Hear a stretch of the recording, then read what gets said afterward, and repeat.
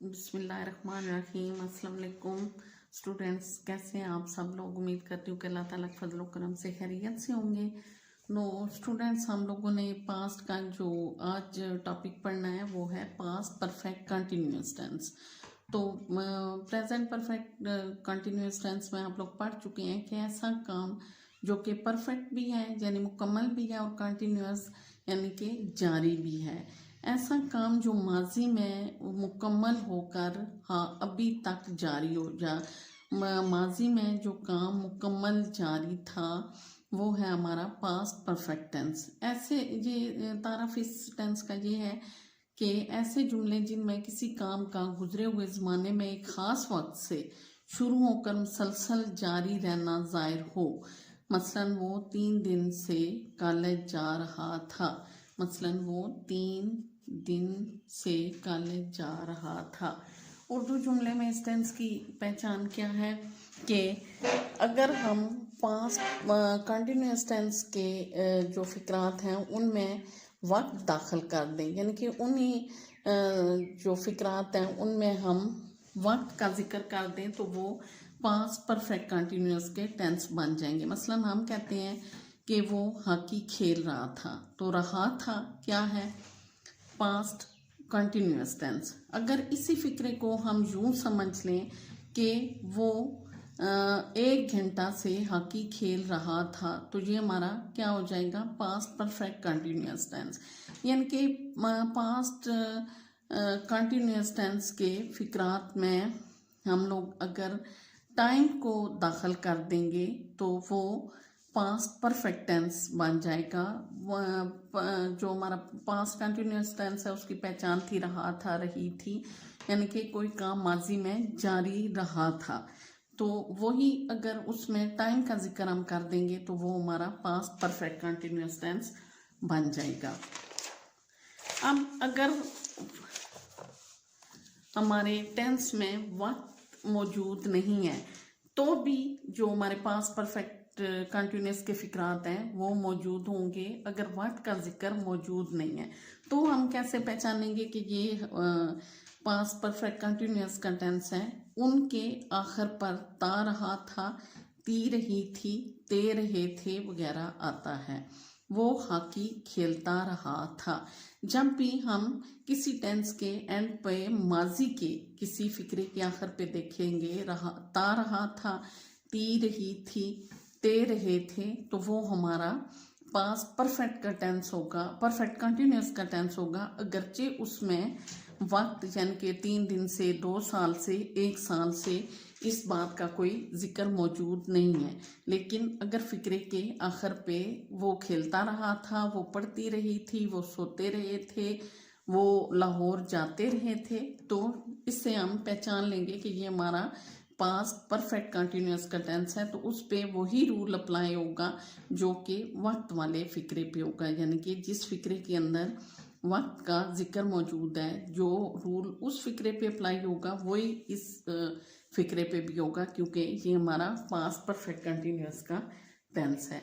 तो ये 2 तरीकों की पहचान है पास्ट परफेक्ट कंटिन्यूअस की। या तो फिक्रे के आखिर पे ता रहा था, ती रही थी, ते रहे थे वगैरह होगा, या फिर हमारा पास्ट कंटिन्यूअस का जो फिक्रा है वो खेलता रहा था, या वो खेल रहा था, वो पढ़ रहा था, उसके अंदर जब हम वक्त को दाखिल कर देंगे, वो 2 घंटे से पढ़ रहा था, वो सुबह से खेल रहा था, तो वो हमारे फिक्रात होंगे पास्ट परफेक्ट कंटिन्यूअस टेंस के। प्रेजेंट परफेक्ट कंटिन्यूअस पढ़ने के बाद आप लोगों के लिए ये तो ट्रांसलेट करना आसान हो जाना चाहिए, क्योंकि सेम ही रूल्स अप्लाई हो रहे हैं।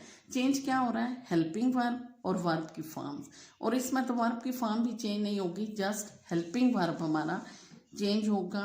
परफेक्ट का हेल्पिंग वर्ब है हैड, तो हम लोगों का यहाँ पे हमने प्रेजेंट परफेक्ट कंटिन्यूअस में यूज़ किया था हैव बीन, हैज़ बीन, तो यहाँ पे हम यूज़ करेंगे हैड बीन, क्योंकि हैड हमारा परफेक्ट पास्ट परफेक्ट कंटिन्यूअस का हेल्पिंग वर्ब है।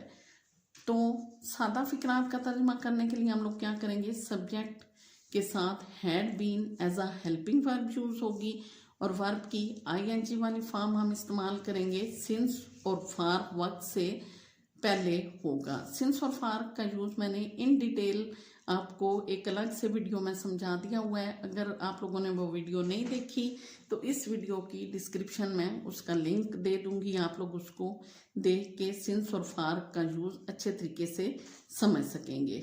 तो यहाँ थोड़ा सा मैं आप लोगों को बता देती हूँ कि जहाँ पे हम लोगों को टाइम मालूम होगा वहाँ पे हम सिंस यूज़ करेंगे, और जहाँ पे हमें टाइम मालूम नहीं होगा, अरसा का जिक्र किया गया होगा, वहाँ पर हम फॉर यूज़ करेंगे। फॉर एग्जांपल अगर 2 साल, 4 साल, 8 साल, 3 हफ्ते इस चीज़ का जिक्र होगा तो फॉर, और अगर सुबह से 4 बजे से 2000 से 2005 से ऐसा जिक्र होगा तो फिर हम सिंस यूज़ करेंगे। मिसाल है, मैं सुबह से अखबार पढ़ रहा था। I had been reading newspaper since morning. Subject had been helping verb, verb की फर्स्ट फॉर्म के साथ ing, न्यूज़पेपर हमारा ऑब्जेक्ट, सिंस मॉर्निंग वक्त का जिक्र। हम 2 घंटे से आराम कर रहे थे। We had been taking rest for 2 hours. We had been, had एक ऐसा हेल्पिंग वर्ब है जो कि तमाम सब्जेक्ट के साथ यूज होता है। इसमें ये चीज़ अलग से नहीं है कि ये थर्ड पर्सन सिंगुलर के साथ है या किसी और सब्जेक्ट के साथ है, ये तमाम सब्जेक्ट के साथ हैड यूज होगा।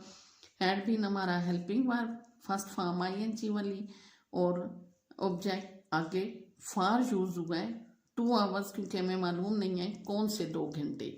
शाम से बूंदाबांदी हो रही है। It had been drizzling since evening. ये हो गए हमारे सादा या मस्बत फिक्रात। हम आ जाते हैं हम मनफी फिक्रात पर। वही फिक्रा, वही सारा रूल मनफी फिक्रे का भी है, सिर्फ उसमें डिफरेंस क्या होगा कि चूँकि इसमें नाट का जिक्र होता है, किसी चीज़ की नफ़ी मौजूद होती है, तो मनफी फिक्रात का तर्जमा करने के लिए हम हैड और बीन के दरमियान में नाट लगा देंगे। यानी कि पहले सब्जेक्ट के बाद had helping verb, not been going to school for 2 days, तुम फॉर 4 days, तुम 4 दिन से स्कूल नहीं जा रहे थे।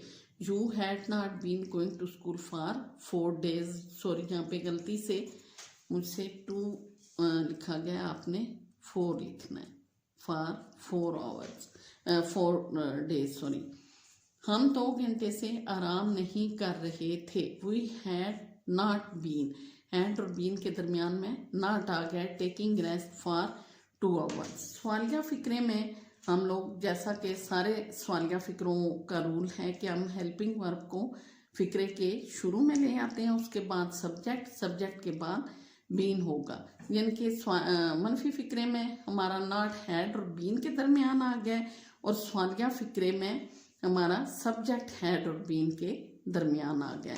बाकी फिक्रा वैसा ही रहेगा, यानी कि जैसा कि फिक्रे की तरतीब है जो हमने मनफी फिक्रे में भी पढ़ लिया है, वही फिक्रे की तरतीब इसमें भी रहेगी कि हैड ही been helping verb, subject been, verb की आईएनजी वाली फॉर्म, एग्जामिनेशन, ऑब्जेक्ट, और फिर टाइम का जिक्र। क्या बादल आधी रात से गरज रहे थे। Had the clouds been thundering since midnight.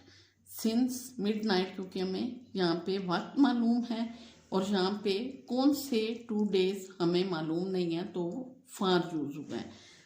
Students, आप लोगों को ये टेंस होपफुली समझ आ गया होगा। रिव्यू इस टेंस का मैं आपको देती हूँ कि सादा फिक्रात का तर्जमा करने के लिए हमने subject, helping verb had been, और वर्ब की आईएनजी वाली फॉर्म, ऑब्जेक्ट, और वक्त हमारा एंड पे होगा।